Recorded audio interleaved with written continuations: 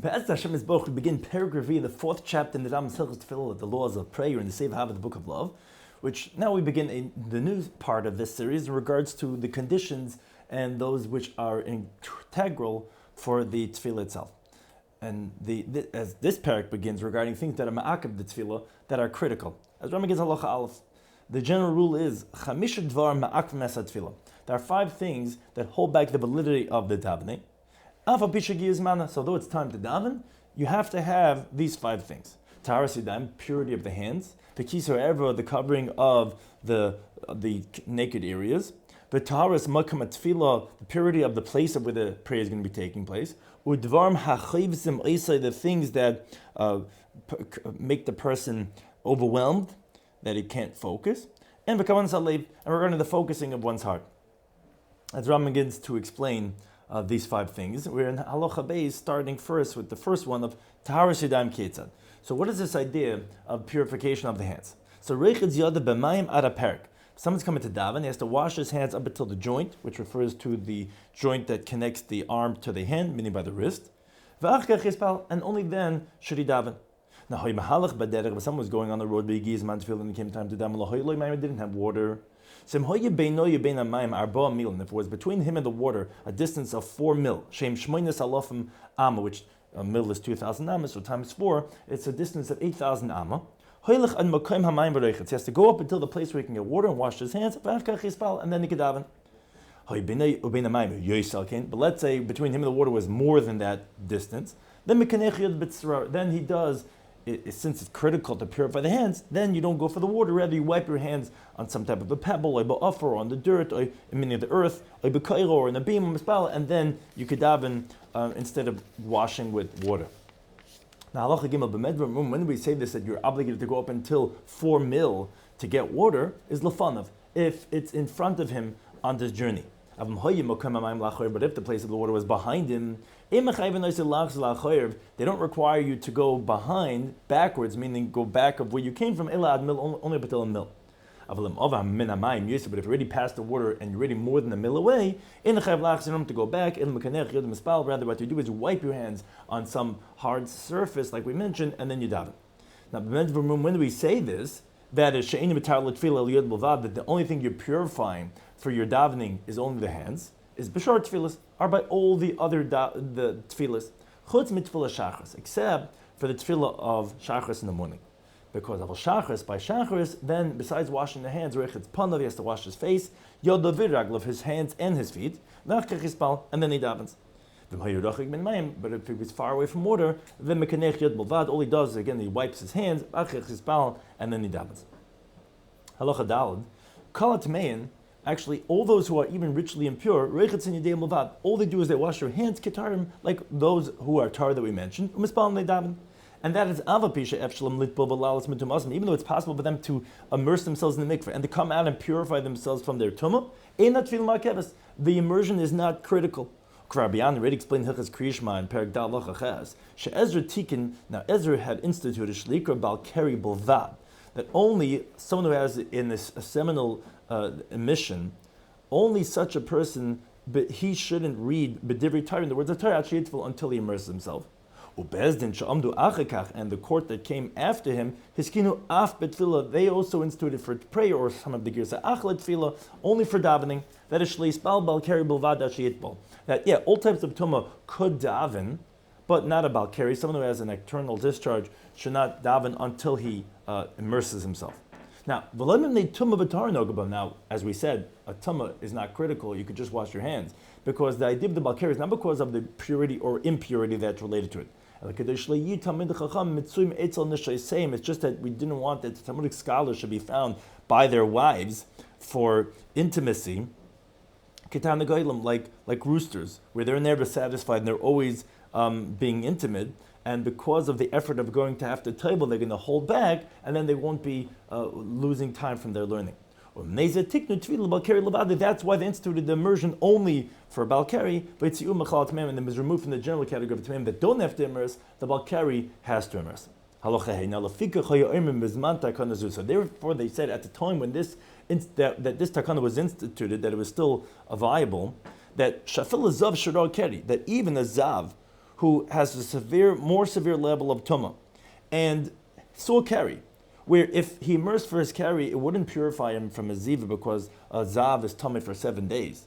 Or v'nida shapolta shechva zera, a menstruating woman who is also tummy for 7 days, that she emitted the semen within 3 days of intimacy, which that also it contaminates like the tumah of carry itself. Or umshameshes, a woman just had intimacy, shadasa damnida, where right after intimacy she sees her blood of her menstrual cycle. So they all share this commonality that they have a severe level of tumah that a Tefilah is not going to purify themselves. But still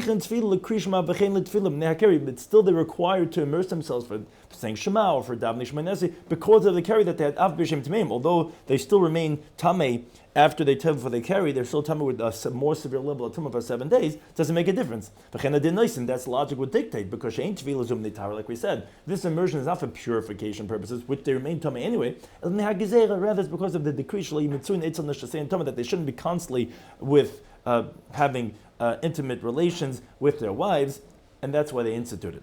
Now, but they already nullified also this takana, this institution of for Tefilah, even for a carry, because it wasn't widespread amongst the Jewish people, and they didn't have the strength in the public to withstand this type of gezerah, and therefore it fell to the side.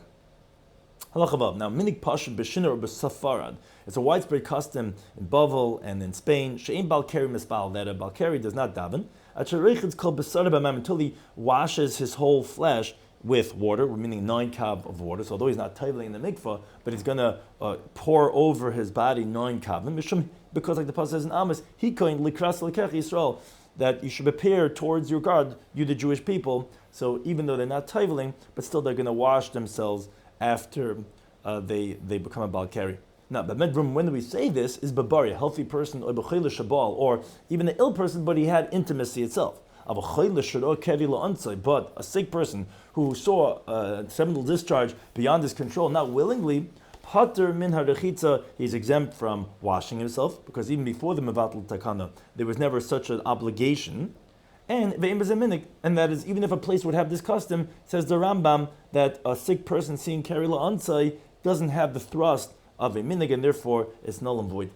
And mechin zav shiro keri, so too a zav, which he had this discharge 3 times, and that he saw keri, or v'nida shapolta shechva zera, or a menstruating woman that she emitted the semen.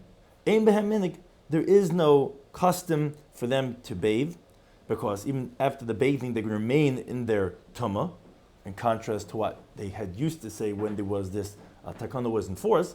Rather, what they do is just wipe themselves, again, because one doesn't want to have anything on their body, and they wash their hands and they daven, and that's all that's necessary.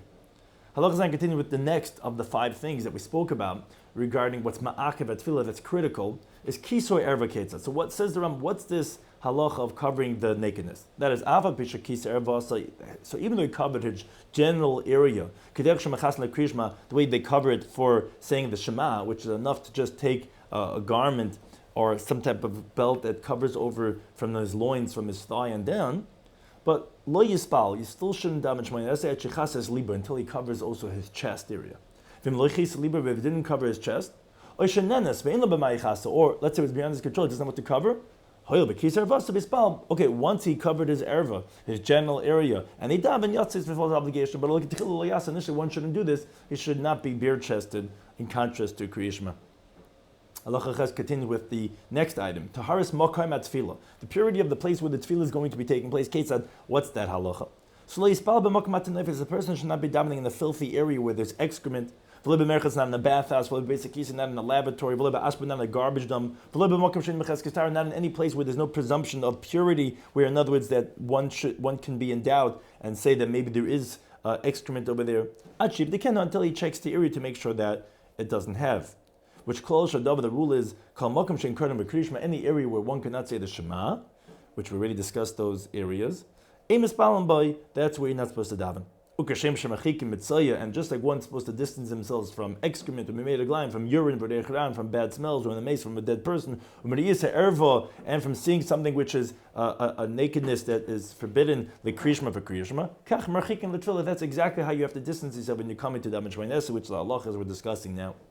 Halacha test. Now, if someone was davening, and he finds this excrement in this place. So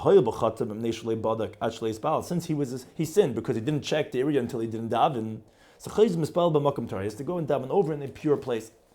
Let's say someone's in the middle standing in davening, and he finds excrement facing him. So if he could walk in front, so that now this could be, so to speak, thrown behind him in a distance of 4 amas, he should move forward and let it be behind him.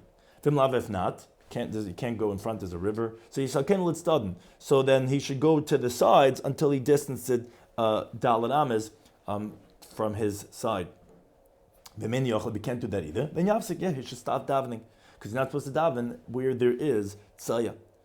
Now the great of the sages, they didn't pray in the house that had intoxicating beverages, because the smell of the sheikher would intoxicate and perturb him. Neither in the house where there's a brine, which is when it's foaming, because it has a bad smell. Although the place was pure, there's nothing of excrement. Still, that was the level of how much they wanted that the place should be pure, that they could be able to focus when they're davening. Halacha Yud relates to this idea of dvar hachayv samaisa, regarding things that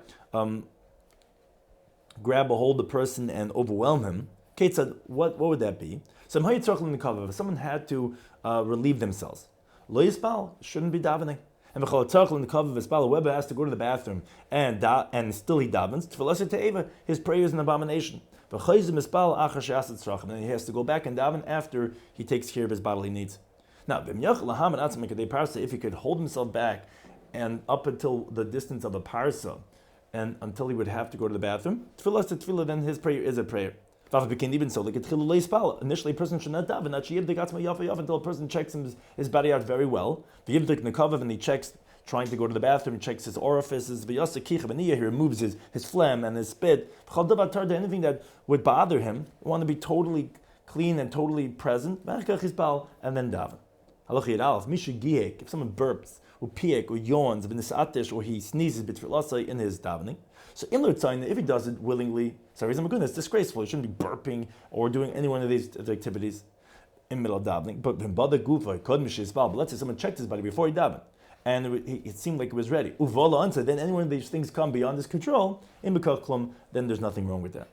What happens if, let's say, he gets spit that gathers in his mouth during his davening? So he absorbs it in his cloak, and he spits it in over there, or in his garment.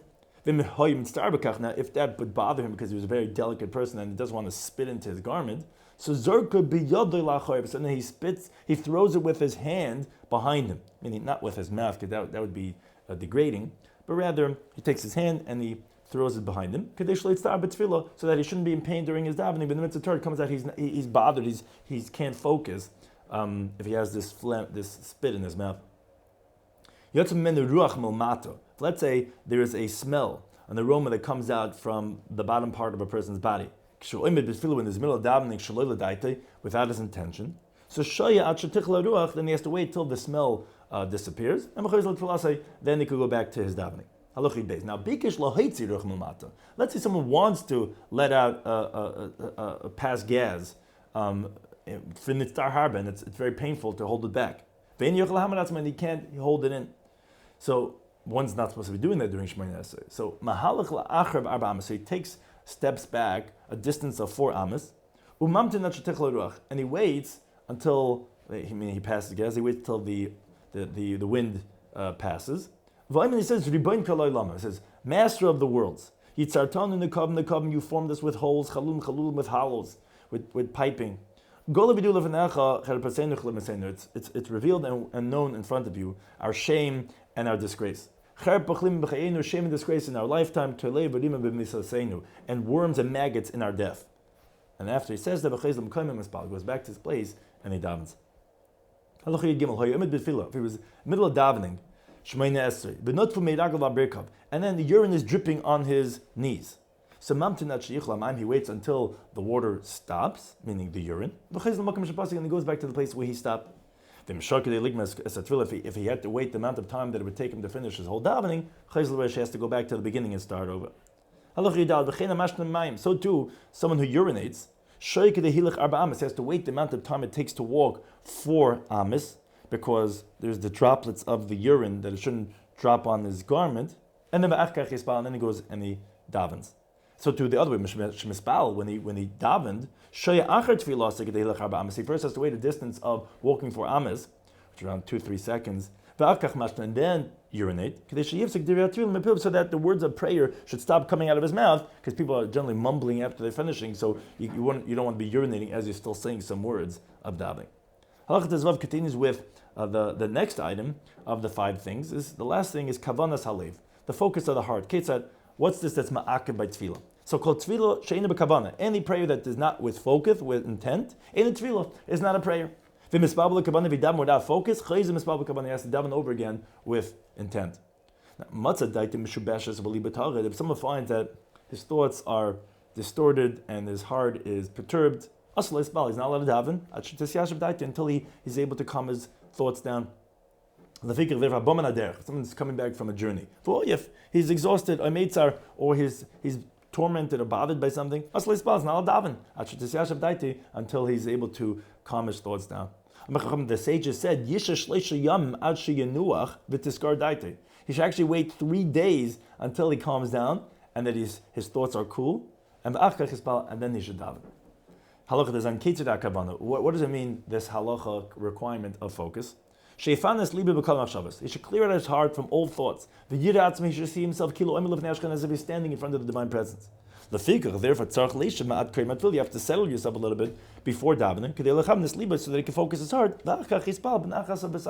And then he should daven with calmness and with supplication. He shouldn't make his davening as if he's carrying a load, and he throws it off, and then he goes like he has to be yotzi, he has to take care of his obligations. Therefore, you have to sit a little bit after davening, and then take leave. The earlier pious ones, they would wait an hour before davening, which we said a way of preparing. An hour after davening, which is a way of as coming down, and like we said, not rushing out to show like as if it's a masli. And their actual prayer itself took an hour, total of 3 hours. Someone who's intoxicated, should not daven. Related to this last halacha, because he cannot focus. His prayer is an abomination. So he should go and daven over again when he gets emptied out from his intoxication. Someone who drank wine but not drunk, should not daven. But if he did daven, then his prayer is the prayer. Is there a shikr? What's considered someone who's intoxicated? Someone who could not speak in front of a king. Who's considered someone who drank wine? He could speak in front of the king, and he won't be distorting things. Even so, since he drank a quarter of a leg of wine, should not daven until the effects of the wine is removed from him. So too, we don't stand to daven not from laughter, not from being lightheaded, not from schmoozing, from just having innocent banter, not from a fight, not from anger, rather from the words of Torah. And not from a court case, or not from analytical, in-depth halacha. Although these are words of Torah, because they don't want his heart to be perturbed in the halacha, because it's of the court case, of the over-analysis. Rather from the words of Torah that there's no analysis, again, halachas, psukas, set halachas that are clear, and there's nothing that's bothering him, and he's coming from the joy of Torah to his davening. Regarding prayers, regarding Shemoneh Esrei that come at different periods of intervals. For example, Tfilas Musaf Rosh Chodesh comes once a month. The Musaf of Rosh Chodesh, or Tfilas Mayadis, where the prayer is on Yom Tovim. Tzarich lahasdid tefillah. So then you have to prepare your davening, and then get up and daven. That it shouldn't stumble in the words. Let's say someone who's going in the dangerous place. Let's say a place where there's groups of wild animals or bandits. It comes time to daven. So mispal bracha achas, he davens a tefilah of one bracha. And this is tzarchi amchi Yisrael merubim. The needs of your people, the Jews, are many. V'daitim ketzara, yet their thoughts are very narrow and limited. May it be the will in front of you, Hashem lekein Hashem our God, shetitin l'chol echad ve'echad kedei parnasasa. You should give to every single one of them according to his needs, his sustenance, and for every single body enough for what it's lacking. And what's good in your eyes, you should do. Baruch atah Hashem, blessed are you, Hashem shemei tefillah, who hears the prayer. And he davens this on the road as he's walking. If he could stop and stand, he stands. Now, when he comes to the settled areas and he's able to, his thoughts are calm, then he goes and he davens over again the prayer according to how it was instituted, which are the Tesha Eser brachas, the 19 brachas of the Amidah.